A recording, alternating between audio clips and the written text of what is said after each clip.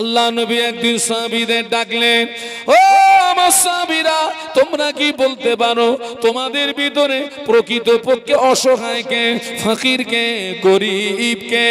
ও আমার সাহাবীরা, তোমরা কি বলতে পারো তোমাদের ভিতরে প্রকৃতপক্ষে অসহায়কে, ফকিরকে, গরিবকে? সাহাবীরা বলেছিলেন, ইয়া রাসূলুল্লাহ, ইয়া হাবিবাল্লাহ, প্রকৃতপক্ষে অসহায়, ফকির এবং গরিব হলো তারা যাদের দুনিয়ায় মাল সম্পদ নাই, টাকা পয়সা নাই, এরা হলো অসহায়, ফকির, গরিব। আল্লাহ নবী বললেন, না ও সাহাবীরা, ওরা প্রকৃতপক্ষে অসহায় নয়, ওরা প্রকৃতপক্ষে গরিব নয়, ফকির নয়। কিয়ামতের ময়দানে আমার একদল উম্মত উম্মতি প্রচুর নামাজ নিয়ে উঠবে, রোজা নিয়ে উঠবে, হজ যাকাত নিয়ে উঠবে, দান খয়রাত নিয়ে উঠবে, তাসবিহ তেলাওয়াত নিয়ে উঠবে, কিন্তু ওরা পৃথিবীর জমিনে কারোর হক নষ্ট করেছে, কারোর প্রতি জুলুম করেছে, কারোর রক্তপাত করেছে, কারোর প্রতি অত্যাচার করেছে। ও সাহাবীরা, পাওনাদারদের ঋণ মিটাতে গিয়ে ওর নেকিগুলো পাওনাদারদের ভিতরে বিলিয়ে দেওয়া হবে। ওর নেকি যখন শেষ হয়ে যাবে, পাওনাদারদের গুনাহগুলো ওর ঘাড়ে চাপিয়ে দেওয়া হবে। ওই লোকটা অসহায় হয়ে যাবে, গরিব হয়ে যাবে, ফকির হয়ে যাবে।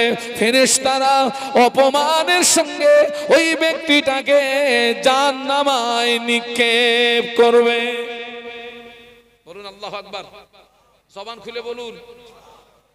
কারোর মনে বিনা কারণে দুঃখ কষ্ট দেওয়া যাবে না। এর জন্য কিয়ামতের ময়দানে আপনাকে ওই যে আল্লাহর কোরআন, ফামাইয়া আমাল মিসকালা যাররাতিন খায়রান ইয়ারা ওয়া মাইয়া আমাল মিসকালা যাররাতিন শাররান ইয়ারা। বান্দা যদি পৃথিবীর জমিনে যাররা পরিমাণে নেকির কাজ করে, আল্লাহ কিয়ামতের ময়দানে জাযা দিয়ে দেবে। বলুন সুবহানাল্লাহ। আবার বান্দা যদি পৃথিবীর জমিনে যাররা পরিমাণে গুনার কাজ করে, কিয়ামতের ময়দানে গুনার খেসারাতটাও বলুন বলুন দিতে হবে রে বাবা, দিতে হবে। সাবধান, খুব হুঁশিয়ার। এটা হচ্ছে আখিরি জমানা। সবাই মিলে বলুন তো কোন জমানা বাবা? একটু জবান খুলে বলুন। কঠিন জমানা। রাসূল বলেছেন, ইসবিউর রাজুলু মুমিনান ওয়া ইমসি কাফিরা ওয়া ইমসি মুমিনান ওয়া ইসবিউ কাফিরা। রাসূল বলেছেন, আখিরি জমানায় আমার একদল উম্মত উম্মতি সকালবেলা ঈমান আনবে, সন্ধ্যাবেলা কাফের হয়ে যাবে, আবার সন্ধ্যাবেলা ঈমান আনবে, সকালবেলা কাফের হয়ে যাবে। আল্লাহ নবী বলেছিলেন, ও সাহাবীরা, আখির জামানা হাতের তালুতে আগুন রাখা যত না কষ্ট হবে, আমি আল্লাহ নবী বলছি তার চেয়ে আরো বেশি কষ্ট হবে ঈমান নিয়ে বেঁচে থাকা।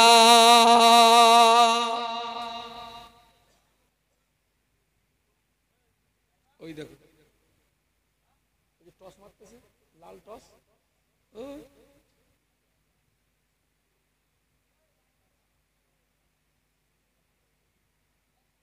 আল্লাহ হেদায়েত দান। বলুন আল্লাহুম্মা আমিন। আমার দিকে তাকান, আমার দিকে তাকান। সেই বক্তব্য শুরু করেছিলাম, নবীকে, আল্লাহকে বান্দা হিসাবে আল্লাহকে পেতে গেলে তাবেদারি করতে হবে। কার? হ্যাঁ, তাবেদারি কাকে বলে? ইত্তেবা, অনুসরণ কাকে বলে? এই যে দুজন বসে আছে, এর ভিতরে আপনাদের মসজিদের ইমাম আছে কি? কোনটা ইমাম? ইনি। তো আমি এই ইমামকে অনুসরণ করি। আপনাদের ইমাম যেভাবে, আপনাদের ইমাম যায় ডাইনে, আমি যাই বাঁয়ে। ইমাম সত্য কথা বলে, আমি মিথ্যা কথা বলি।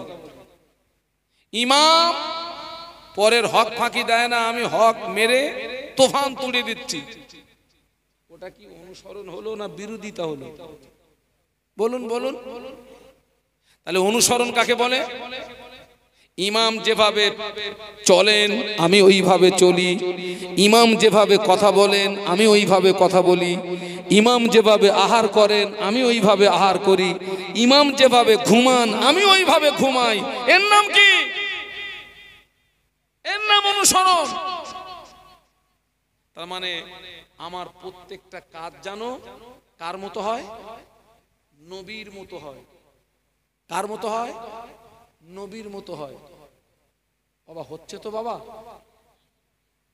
আল্লাহ পাক কোরআন শরীফের ভিতরে বললেন, মা আতাকুমুর রাসূল ফাখুযুহু ওয়া মা নাহাকুম আনহু ফান্তাহু। একটু বলুন আল্লাহু আকবার। আপনাদের কষ্ট হচ্ছে না তো? একটু মহব্বতে বলুন আল্লাহু আকবার। ও আমার মানা, আল্লাহ পাক কোরআন শরীফের ভিতরে বললেন, আমার হাবিব তোমাদের যে কাজ করতে আদেশ করে আমার হাবিবের আদেশটাকে মেনে নাও। ওমা নাহাকুম আনহু ফান্তাহু, আমার হাবিব যেটা নিষেধ করে ওটাকে তোমরা বর্জন করো। গোদা বাংলা, আদেশটাকে মানো, নিষেধটাকে ছাড়ো। আচ্ছা বলুন তো, একদম সত্য কথা বলবেন মাহফিলে বসে, রাসূলুল্লাহ যে কাজ করতে আদেশ করেছেন ওই কাজগুলো আমাদের দ্বারা বেশি হয় না আল্লাহর নবী যে কাজ করতে নিষেধ করেছেন তুলনা অনুযায়ী ওই কাজগুলো বেশি হয় না কম হয়?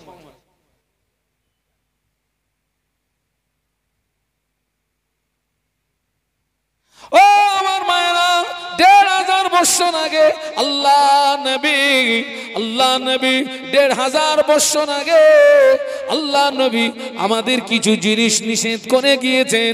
বাবাজি তার ভিতর থেকে কিছু কথা শোনাচ্ছি। আপনারা শহর এলাকার মানুষ, আমি একেবারে প্রত্যন্ত গ্রাম্য এলাকার সন্তান। আপনারা তো একেবারে শহর এলাকার মানুষ।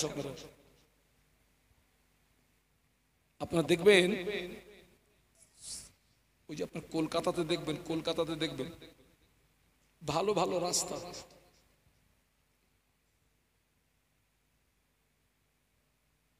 ভালো ভালো রাস্তা, হলুদ রঙের গোল বোর্ড, ওই বোর্ডগুলো এরকম স্ট্যান্ড ফ্যানের মতো, ইংরেজিতে লেখা আছে নো এন্ট্রি আর তার নিচে বাংলায় লেখা আছে প্রবেশ নিষেধ। আর ওই বোর্ডের পাশে ট্রাফিক পুলিশ ১.৫ হাত ২ হাত রুলে লাঠি নিয়ে দাঁড়িয়ে থাকে। আপনারা দেখেছেন? কোন দেখেছেন তো নাকি? তার মানে কলকাতার মতো একটা বৃহত্তম শহরে এত গাড়ি এবং মানুষের চাপ, কলকাতা পুলিশ কিছু কিছু সময় কিছু কিছু রাস্তা নো এন্ট্রি করে অন্য রাস্তা দিয়ে গাড়ি পাচিং করে শহরকে শান্ত রাখার চেষ্টা করে।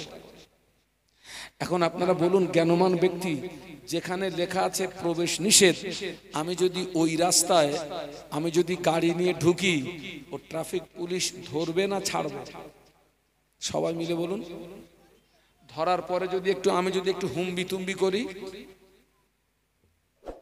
কি আছে? পালিশ। তারপরে যদি হুম্বি তুম্বি করি, এইখানে ধরে সোজা কোথায় লোকাবে? ওই থানায়। তাহলে জ্ঞানমান ব্যক্তির উচিত কি ছিল? যেখানে লেখা আছে প্রবেশ নিষেধ ওই রাস্তায় না যাওয়া, পাশের খালি রাস্তা দিয়ে আমার গন্তব্যস্থলে। আল্লাহ নবী ১৫০০ বছর আগে আল্লাহ নবী সুদের রাস্তায় নো এন্ট্রি বোর্ড লাগিয়ে দিয়েছেন, মদের রাস্তায় নো এন্ট্রি বোর্ড লাগিয়ে দিয়েছেন, জেনার রাস্তায় নো এন্ট্রি বোর্ড লাগিয়ে দিয়েছেন, তাসের রাস্তায় নো এন্ট্রি বোর্ড লাগিয়ে দিয়েছেন, গাঁজার রাস্তায় নো এন্ট্রি বোর্ড লাগিয়ে দিয়েছেন, নারী হত্যার রাস্তায় নো এন্ট্রি বোর্ড লাগিয়ে দিয়েছেন। আল্লাহ নবী বলে গেলেন, ও আমার উম্মত উম্মতিরা, তোরা যেন এই রাস্তায় আসবি না, আমি আল্লাহ নবী তোদের নিষেধ করে দিলাম। এই রাস্তাগুলো আমি নো এন্ট্রি বোর্ড লাগিয়ে দিলাম, খবরদার যেন তোরা এই রাস্তায় আসবি না। এখন আপনারা বলুন, সেই বোর্ডগুলো আছে না? আমরা বোর্ডগুলো ভেঙে ফেলেছি। সে বোর্ড আছে, সেসব বাড়ি লিখেছে, বলতেছে বাড়ি লিখেছে সে বোর্ড।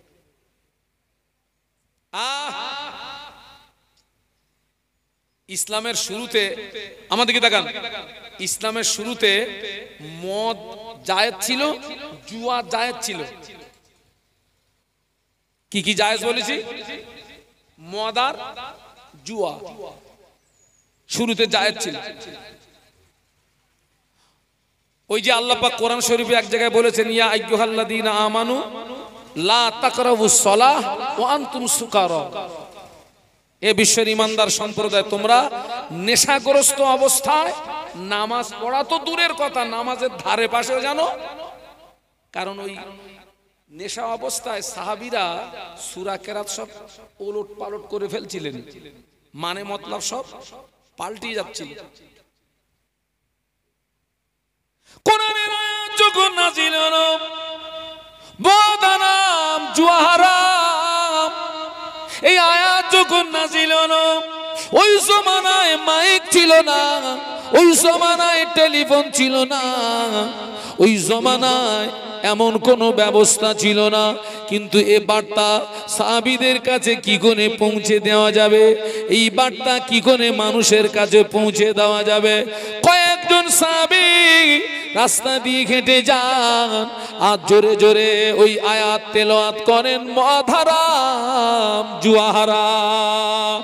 সাহাবীরা জোরে জোরে ওই আয়াত তেলাওয়াত করেন, মদ হারাম জুয়া হারাম। দেখতে পাওয়া গিয়েছে কোন সাহাবী মদের বোতল হাতে নিয়েছে, হঠাৎ কানে আওয়াজ আসলো মদ হারাম, ওই সাহাবী মদের বোতল ফেলে দিয়েছে।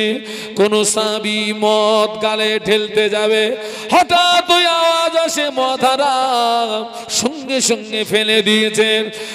কোন সাহাবী মদ গিলে ফেলেছেন, কানে আওয়াজ গিয়েছে মদ হারাম, গালের ভিতরে আঙুল দিয়ে বমি করে মদ বার করে দিয়েছে।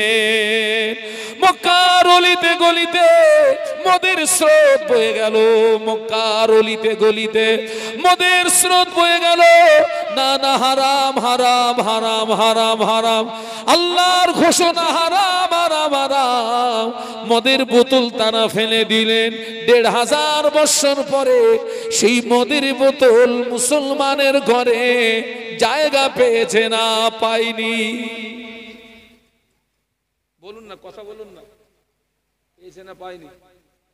আমি তো কোনো মুফতি টুফতি না ভাই, কোন রকমে মাওলানা পাশ করেছিলাম, জ্ঞানকাণ্ড তেমন কিছু নেই। তো অনেক সময় আমাদের কাছে ফোন করে, হুজুর একটা ফতোয়া একটু বলে দেন না। আমি বলি, খোকা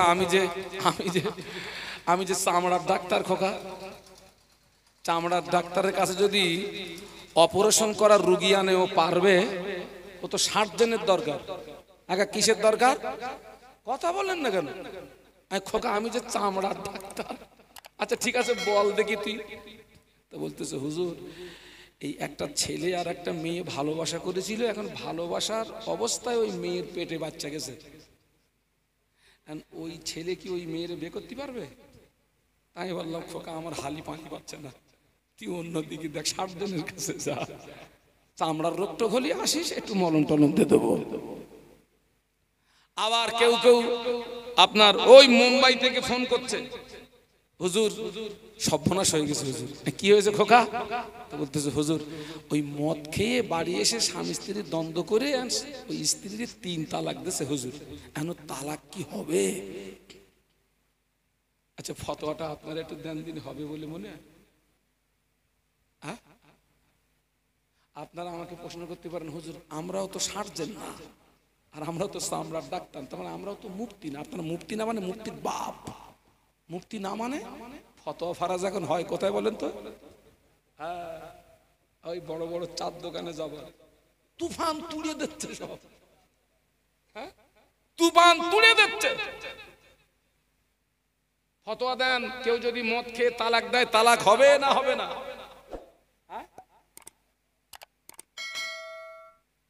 দেখো দিন দেখি, হবে? একদল বলেছে হবে, আপনারা কি হবে না? আচ্ছা খোকা, ওই হবের পক্ষে একটা দলিল দিয়ে দিন খোকা। মদ খাওয়া হারাম। আচ্ছা ভাইয়ের বক্তব্য, হারাম কাজ করে যদি তালাক দেয় তালাক হবে না। আচ্ছা আপনার যে হবে না, দলিল দেন দিন। ও তার মানে ও নেশাগ্রস্ত অবস্থায় ওর ব্রেন ঠিক নেই, এই তো। আচ্ছা ঠিক আছে, ওর ব্রেন যদি ঠিক না থাকে বউরি তালাক দিতে হয়, এই জ্ঞানটা কোথাতে পেলে? আজ পর্যন্ত কোন মাতাল ওর শালি রেগে বলেছে যে শালি 3 তালাক? বলুন বলুন বলুন। কিন্তু আজ পর্যন্ত কোন মাতাল ওর বউরে তালাক দেছে ও কিন্তু বলিনি যে 10 তালাক। বলতেছে কত তালাক বলেছে? ও জানে 3 গিয়ার মারলে আউট হয়। ওর এই গানটা কি করে থাকলো? অতএব শরীয়তের মশলা হলো মদ পান করে তালাক দিলে ও তালাক হয়ে যাবে। অন ক্যামেরা কথা বলছি আমি। আজ পর্যন্ত কোন মাতাল তো শাশুড়ি দিকে বলেনি মা তো 3 তালাক দিলাম। ও যা দিচ্ছে কোথায় দিচ্ছে? ও জানে এই জায়গায় দিলে কাজ হয়। ওর জ্ঞান যদি না থাকে তো ওই জায়গায় দিচ্ছে কেন?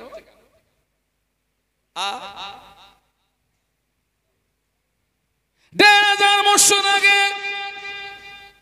সুদের ফোয়ারা ছুটেছিল মক্কার জমিনে। সুদের ফোয়ারা ছুটেছিল মক্কার জমিনে। কোরআন নাজিল হলো সুদ হারাম, সুদ হারাম, সুদ হারাম। 1500 বছর পরে সেই সুদ মুসলমানের ঘরে জায়গা পেয়েছে না পায়নি। ও আমার ভাইরা, বাবাজি সুদের 70 প্রকারের গুনাহ, সুদের 70 প্রকারের গুনাহ। সবচেয়ে বড় গুনাহ হলো আল্লাহ আল্লাহ নবীর সঙ্গে যুদ্ধ ঘোষণা করা। আর সবচেয়ে ছোট গুনাহ হলো নিজের মায়ের সঙ্গে জেনা করা। বড় গুনাহ হলো আল্লাহ আল্লাহ নবীর সঙ্গে যুদ্ধ ঘোষণা করা। ছোট গুনাহ হলো নিজের মায়ের সঙ্গে জেনা করা। আগে গরিবরা শুধু খেত, ধনীরা ভালো ছিল। আগে গরিবরা শুধু খেত, ধনীরা ভালো ছিল। এখন দেখছি বাবা গরিবদের চেয়ে ধনীরা বেশি শুধু খাচ্ছে। মানেন না মানেন না? গরিবরা তবু কিয়ামতের ময়দানে একটা কথা বলতে পারবে, আল্লাহ অভাবে তাড়নায় খেয়ে ফেলেছি। একটা কথা বলার সুযোগ আছে, আল্লাহ পাক অভাবে তাড়নায় খেয়ে ফেলেছি। আর যারা ধনী সুদ খাচ্ছে ওদের বলতে গেলে এরাম বলতে হবে, আল্লাহ মাল বাড়াতে গিয়ে কিছু খেয়ে ফেলেছি। ঝাপটানি চলবে না, বন্ধ হবে। আগে দেখতাম পুরুষেরা শুধু খেত, মহিলারা ভালো ছিল। পুরুষ শুধু খেত, মহিলারা ভালো ছিল। বাবা মহিলারা এখন সমান অধিকার চাচ্ছে, মহিলারা এখন সমান অধিকার চাচ্ছে। বাংলাদেশের বিশ্ববিখ্যাত বেশ্যা তাসলিমা নাসরিন, যার এখন বাংলাদেশে জায়গা নাই, দেশ থেকে তাড়িয়ে দিয়েছে, হাসিনার মতো তাড়িয়ে দিয়েছে। আমার ভাইরা, ওই তাসলিমা নাসরিন কোরআনের ভুল ধরেছে। কোরআন শরীফে আছে একটা পুরুষ 4টে মেয়েকে বিয়ে করতে পারে। একটু বলুন সুবহানাল্লাহ। এটা কোরআনের ঘোষণা। একটা পুরুষ 4টে মেয়েকে বিয়ে করতে পারে। তবে কোরআন একটা শর্ত দিয়েছে, যে পুরুষ 4টে মেয়েকে বিয়ে করবে ও যদি দাড়ি পাল্লার কাঁটা সমান রাখতে পারে তবে 4টে করবে। আর কাঁটা যদি আপ ডাউন মারার ভয় থাকে, একটার বেশি যেন হাত বাড়াবি না। আপ ডাউন মারা বোঝেন? কথা বলে না। আল্লাহর কাঁটা যদি সমান রাখতে পারিস 4টের দিকে হাত বাড়া। আর যদি আপ ডাউন মারার ভয় থাকে এক তালে সন্তুষ্ট হয়। আপ ডাউন মারা কারে বলে? কম বেশি মানে সমান দেখতে, মানে এই চোখে 5 মিনিট, এই চোখে 5 মিনিট, এর নাম তো সমান দেখা। ও ঠিকই বলেছে, কিন্তু ব্যাখ্যাটা এইরকম, ওই 4 স্ত্রীর পূর্ণ হক যদি আদায় করতে পারো। কিন্তু বর্তমান যুগে দেখা যায় এখানে যদি কার 2-3টে থাকে সেজন্য আবার ওর যেন নিজের গায়ে টেনে নিও না। দেখা যায় যাদের 2-3টে করে বিয়ে আছে, ছোটটা হচ্ছে সোনার মধু, আরগুলো বাস্তব না অবাস্তব?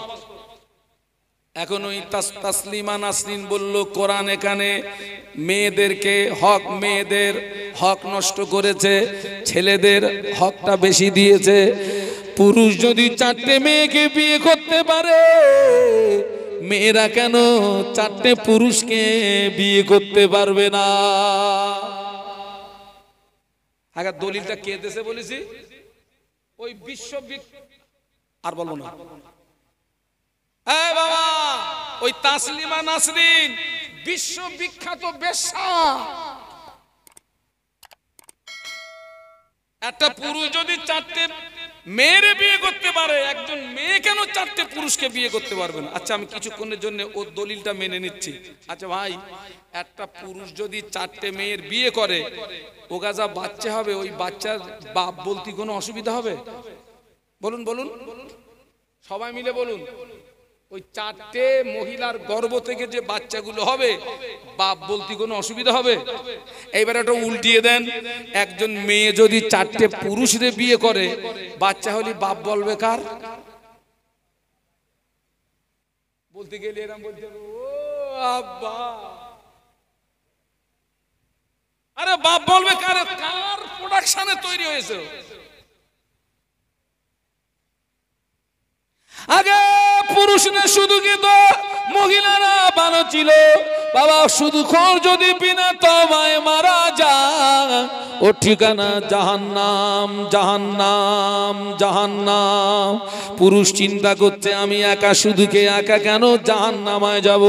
বাবাজি, আগে আমি দূরে দারাজে মাহফিলে গেলে, আল্লাহ আমাকে হায়দ্রাবাদে মাহফিলে নিয়ে গিয়েছেন, আল্লাহ আমাকে আহমেদাবাদে মাহফিলে নিয়ে গিয়েছেন, আল্লাহ আমাকে ত্রিপুরায় মাহফিলে নিয়ে গিয়েছেন, আল্লাহ আমাকে মহারাষ্ট্র নাগপুরে মাহফিলে নিয়ে গিয়েছেন, আল্লাহ আমাকে বাংলাদেশে মাহফিলে নিয়ে গিয়েছেন। এবং হজের পিরিয়ডে মক্কা মদিনায় হাজীদেরকে নিয়ে ওয়াজ করেছি। বাবাজি, আমি যখন দূরে মাহফিলে যেতাম, আমি আমার ভাবিদের কাছে, চাচিদের কাছে দোয়া চাইতাম, ভাবিরা, চাচিরা, আমি দূর দেশে যাচ্ছি, দোয়া করি সম্মান যেন আল্লাহ বজায় রাখে, মার খেয়ে যেন বাড়ি না আসতে হয়। আমি মেয়েদের কাছে দোয়া চাইতাম, এজন্য পুরুষদের চেয়ে মেয়েদের দোয়া আগে আল্লাহ পাকের দরবারে কবুল হয়ে যায়। পুরুষদের চেয়ে মেয়েদের দোয়া আগে আল্লাহর দরবারে কবুল হয় কেন? দোয়া কবুলিয়াতের 1 নাম্বার শর্ত হলো হালাল রুজি খাওয়া। দোয়া কবুলিয়াতের 1 নম্বর শর্ত কি বলেছি? আমার চেয়ে আমার বউটা হালাল খায়। কেন? মনে করেন আমার স্ত্রী মনে করতেছে হুজুর গেছে কোথায়,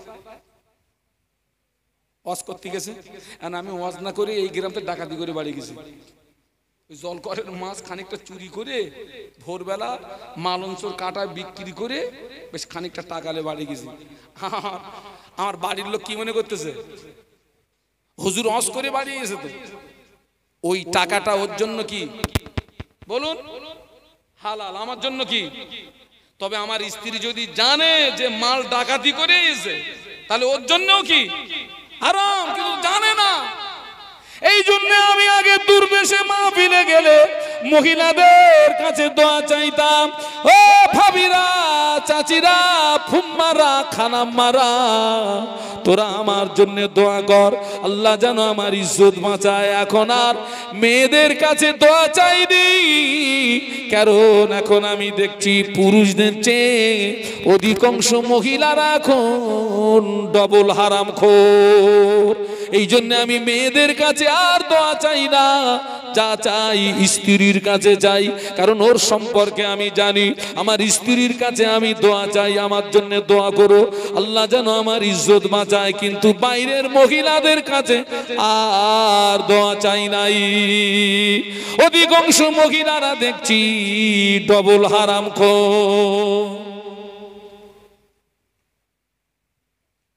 তবে এই এলাকার মেয়েরা হালাল খোর।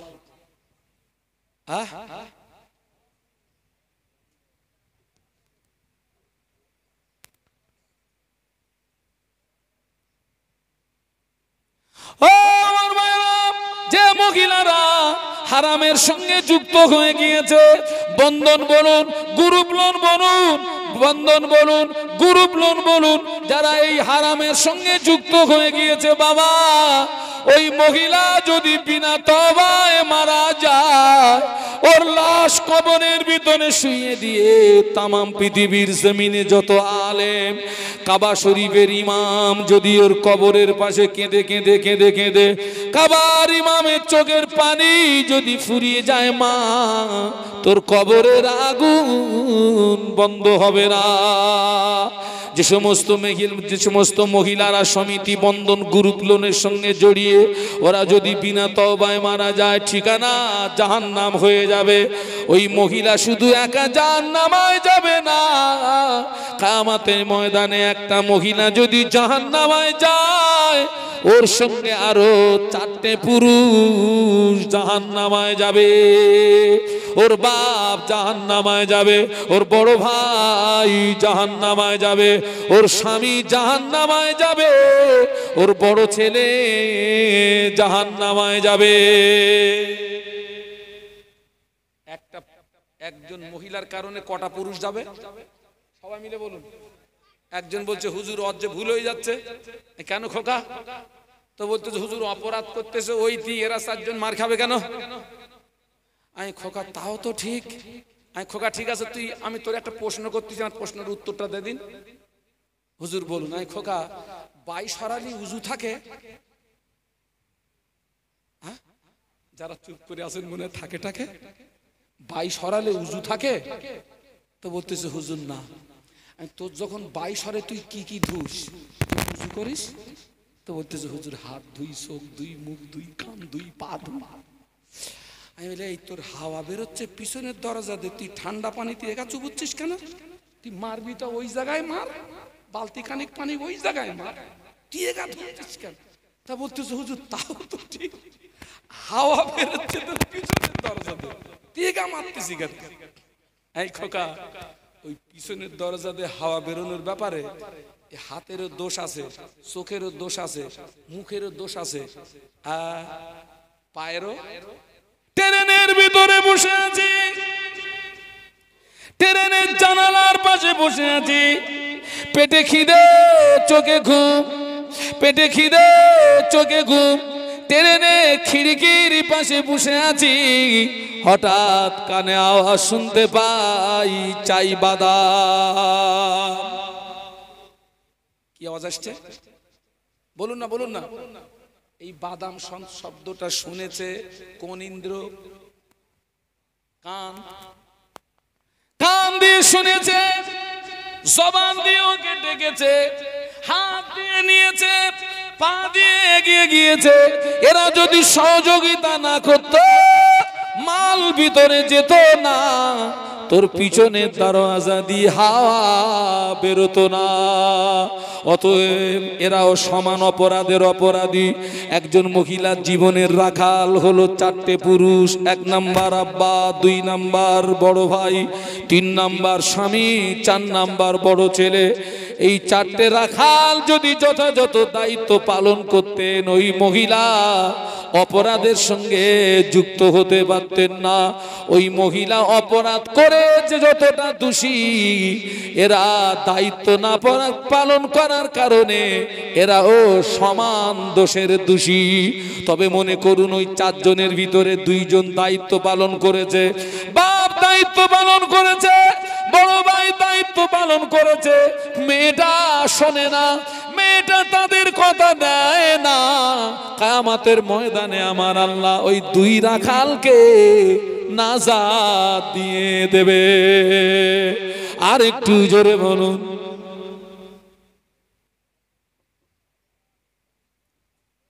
বাবা, ছেলেরা, যুবকেরা, বাবা, আজকের এই মাহফিলটা আমাদের জীবনের শেষ মাহফিল হতে পারে না? পারে না?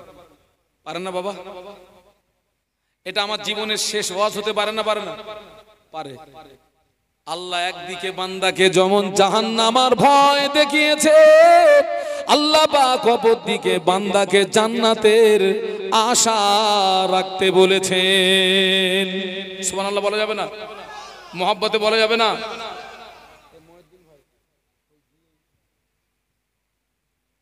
আল্লাহ পাক বান্দাকে যেমন জাহান্নামের ভয় দেখিয়েছেন, আল্লাহ পাক বান্দাকে তেমন জান্নাতের আশা রাখতে বলেছে।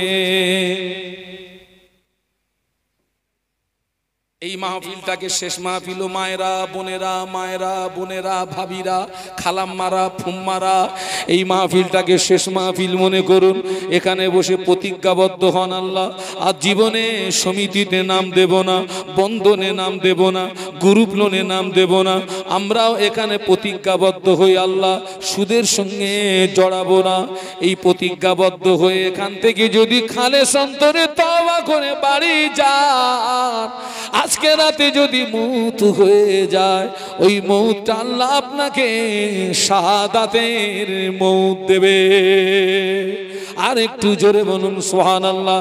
আমার ফুরফুরা শরীফের মুজাদ্দিদুজ্জামান দাদা হুজুর পীর কেবলা রহমাতুল্লাহ আলাইহি কোরআন শরীফের একটি আয়াতে শরীফা তেলাওয়াত করতেন আর কানতেন, কুলিয়া ইবাদিগাল্লাযীনা আসরাফু আলা আনফুসিহিম লা তাকনাতু মির রাহমাতিল্লাহ ইন্নাল্লাহা ইয়াগফিরুদ যুনুবা জামিআ ইন্নাহু হুয়াল গফুরুর রহিম। এই আয়াতে শরীফা তেলাওয়াত করতেন আর কানতেন আর ভক্ত মুরিদদের বলতেন, ও আমার ভক্ত মুরিদেরা, ও আমার সঙ্গী সাথীরা, আল্লাহ পাক কোরআন শরীফের ভিতরে আয়াতে শরীফা যদি নাযিল